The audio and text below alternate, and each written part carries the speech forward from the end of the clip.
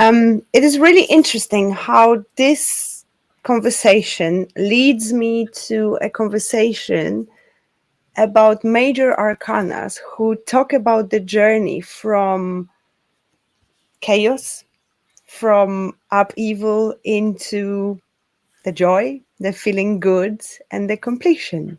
And the Mhm. cards we will talk about today are the cards which I tend to joke and call them the cards of spiritual awakening, because they talk about exactly what's happening with us when we experience spiritual awakening, which is Yeah. rumbling and turning everything upside down through experiencing hope, um, dreams come true, experiencing feeling of peace, enlightenment, joy, to the feeling of satisfaction and completion. Yeah. Yeah. So the last five cards, we were indeed in the tricky part, in the bit uh, sometimes hard to explain part of the major arcana. We go from the hangman to death, temperance, the devil, and especially we end with the upheaval that the tower causes. And today we're going totally different. I always say after the tower comes the star. The star. That's the first card of today. Yeah, Luna, you're the star. I thought you were the high priestess, but it's the star, and I'll give this a bit more space. The star card, one of the most beautiful cards in all the decks. So we have the classic Tower de Marseille on the left, followed by also a classic, but a bit more modern. 300 years later, we had the Rider-Waite-Smith deck, where we have a similar view, and then we go into a more modern tarot decks, where the third card is the Toss Tarot, where we have this star that pours water from the universe into onto the earth, and the star from the Light Seers Tarot, a lovely tarot deck where she aligns also and brings in the light from the other parts of the universe. So a very lovely card representing hope, healing, divine guidance, uplifting. And after the chaos of the tower, this card brings hope, healing, pouring the water into a pool, representing balance between the conscious and the subconscious, as well as spiritual nourishment. And yeah, so we especially in the last two cards, we also lean into the concept of cosmic flow and the idea of the soul being connected to a divine source.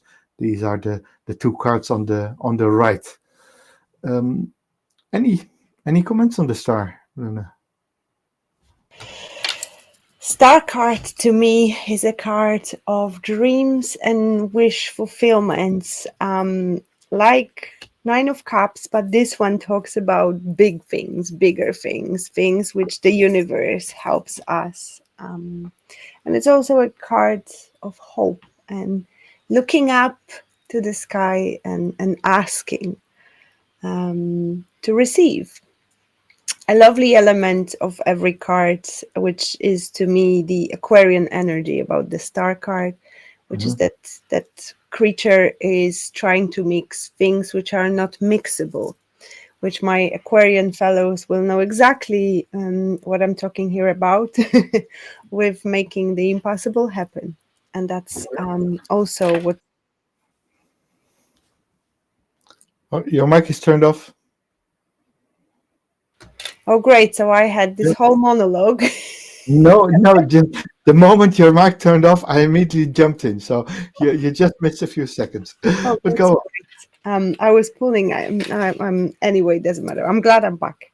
Yeah, Yes, moving on to moving on one of to my favorites again. Heart. Luna herself. Yes. The moon. Yeah. The journey inwards, the mystery, the dreams and illusions of the moon card. Let's look at them. And we have a similar idea. The two cards which are more than 100 years old, the Marseille La Luna and the moon in the Rider-Waite Smith. We both see the sun, the moon in the on top, um, raining down uh, energy of Pisces, of course. We see the wolf and the dog. We see the two towers, a theme that continues in the third card, where the two towers and the figures of Ra. The Egyptian symbols are there, representing even more that you go the road between, the road between, and it gets more mysterious when we enter the last card from the Light Seers Tarot, where um, where the moon is where you see this effect of that the moon is always a reflection. The moon doesn't have light of its own. The moon reflects the light of the sun, and we sometimes in specific decks see um, that the moon is then again reflected into a water, so into the river, and we see the reflection of the reflection, which uh, which I love. So, turning inwards, dreams, illusions, subconscious, mysterious glow with a path leading between the towers, a journey into the unknown. Mm, yes. I especially love the moon card from the Light Seer deck when she's drowning in the water, which to me Yep. always signifies being deep within the emotions as well on that particular card. Um, Being connected to what's not seen, not visible, not obvious, but somehow we can perceive it. It's like with the land of the light of the moon, it's being reflected. Yeah, yeah, yeah. Actually, in all the cards, although it's not clear in all the ones, but if I enlarge it a little, that even we see in the Light Seers Tarot in the fourth card the two dogs, and I know it's hardly visible, but between the legs of the two Egyptian gods, there's also a dog and a wolf, like in the other cards. So this duality that's emphasized in the card that's in all the cards, the duality, the narrow path between the yeah the goodness of and the loyalty of the dog and the idea of the wolf. But the wolves are also tribal animals and are also loyal and are also strong. Wolf is not necessarily a bad or an evil one. They're different archetypes of canine creatures, and I love that. Very mysterious. Yeah, very mysterious. So trusting your intuition, navigating the fog, Yes. And I and agree. Just by looking at the moon, this makes can make many people feel better, and I'm included in that group too. yeah, yeah, yeah. Mm. And then we go one step further. Card number 19. The card I personally resonate the most because it's the number 19, and I was born in the 19th of the month, Yeah, which I'm special. really deeply connected with. Yeah, and that's even double because the 19th of the month of your month means that you're close to the summer solstice. And the summer solstice it's all about the sun. It's all about the sun. So what do we get in these cards? Um, Here it gets interesting because in the Tower de Marseille we see these two joyful people enjoying the sun there. What I really like about the Marseille card is that it doesn't necessarily have to be a man and a woman, but you can also have two androgynous or two boys or two girls having fun together, which is also in the third card where the two people are dancing naked, getting their bums burned in the light of the sun. The youthfulness of what Pamela Coleman Smith did in the second card of the Rider Waite Smith, where the youth is riding safely. In all the first three cards, you see walls, so there's security and safety, but there's warmth, there's growth, and then the beautiful fourth card, the Lightseer's Tarot, the most modern card in of the four, where we see the lady just basking in the sun and having a great old time. Also, connection to her inner joy, because the card number 19, the sun, is the equivalent of feeling good. This is the card of that topic for Yeah. me, also followed by a few others. But if you ask me about feeling good and tarot, the sun is that card which represents this feeling the most. Yeah, yeah, yeah, yeah. It's the moment of. I always say this. The sun again. It's the moment of enlightening, often after the dark night of the soul, Mhm. um, representing the life-giving force, but more emphasis on unity, especially with the cards where you see the people together and the merging of opposites into a complete whole. And I love that element of this card. That it's we're getting to the end of the major arcana, so this is also one of the cards where I say, yeah, you're more or less you've reached your goal. Maybe there's more, but this is already something that's that should tell you that you're on the right track when the sun card comes up. Yes. Joy and abundance, nat- as a natural state of being. Hi there. Hope you're enjoying this video. And if you do, please subscribe to our channel and like this video. Make sure you see more of us, get alerted when we post new material, and in order to do it, just subscribe to our channel, push the like and the notification button. And then the awakening. Pew! Card number 20. We're nearly there. We're nearly there. Judgment. Judgment. I will enlarge the cards again. Um, Especially in the first two, we see the angel uh, blowing the trumpet, and we see the dead rise from the graves.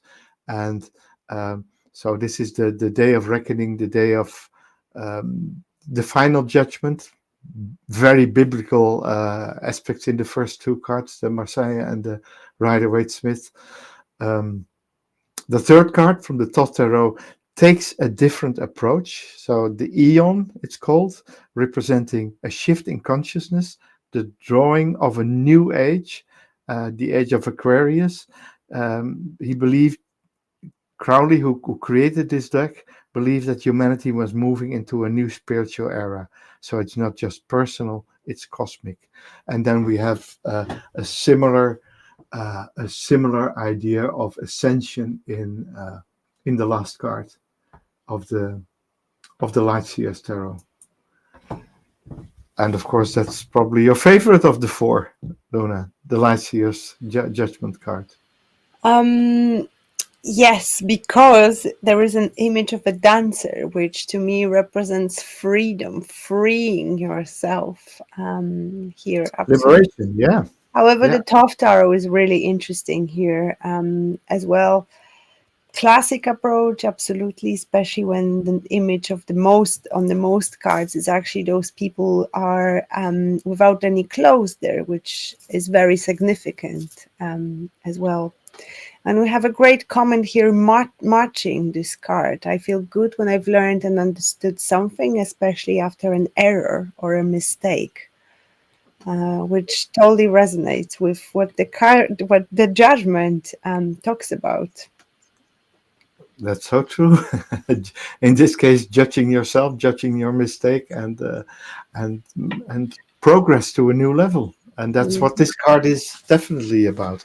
And since it's card 20, where we're nearing the end of the major arcana, this is one of the final cards. It's a wrap up and a movement into something new, something stronger, something more profound. And where does that bring us? That brings us to the world, or what Crowley did in the Thoth Tarot, the third one, call it the universe. So Mm. all the cards represent this female figure in the middle with the red around her, with the circle around her, the uh, completion of the fool's journey, a return to wholeness. Dancing in the laurel wreath, uh, surrounded in the first three cards all by the four symbols of the elements of the fixed zodiac signs. So that's earth, air, fire, and water, represented by, yeah, by a Taurus, by a Leo, by an eagle, and what's the fourth one? Oh, by a human or an angel. Yeah.